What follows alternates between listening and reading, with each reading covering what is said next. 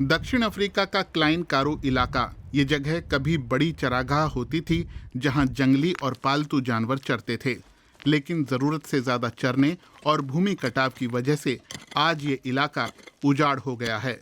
कुछ लोग इसे फिर से हरा भरा बनाना चाहते हैं। वो यहाँ स्पैकबूम झाड़ी के पौधे रोप रहे हैं। स्पैकबूम हमारे लिए और इस वातावरण के लिए परफेक्ट है। स्पैकबूम हवा से कार्बन डाइऑक्साइड को सोखकर पत्तियों में जमा करता है। ये अद्भुत पौधा है और सूखे के लंबे मौसम में भी टिका रह सकता है। क्लोएटे और उनकी टीम जॉब्स फॉर कार्बन के लिए काम करते हैं। ये एक पहल है जिसे 7 साल पहले वान विक्सडॉर्प गांव में निजी दानदाताओं और सरकारी मदद से शुरू किया गया था।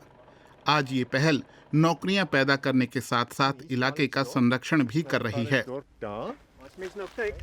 वनस्पति विज्ञानी यान ब्लोक भी इस प्रोजेक्ट के साथ काम कर रहे हैं।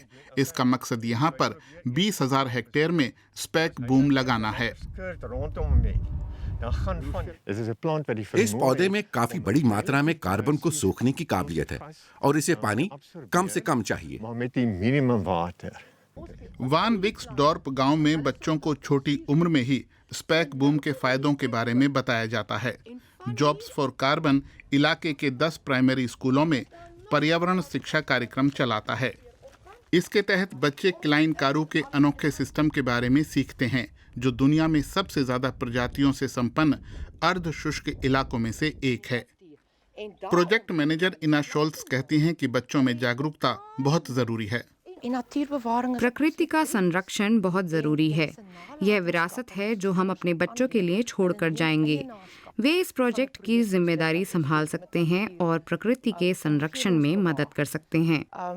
अगर हम अपने पर्यावरण की देखभाल नहीं करेंगे तो इन बच्चों को क्या संदेश देंगे?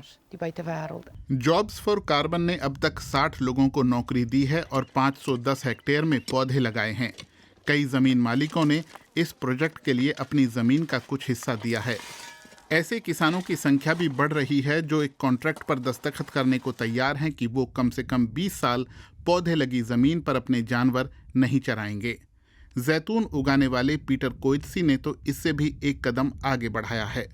उन्होंने स्पैकबूम उगाने के लिए 150 हेक्टेयर से अपने छोटे बड़े मवेशी हटा लिए हैं। ये प्रोजेक्ट स्थानीय लोगों की आजीविका को सुनिश्चित कर रहा है।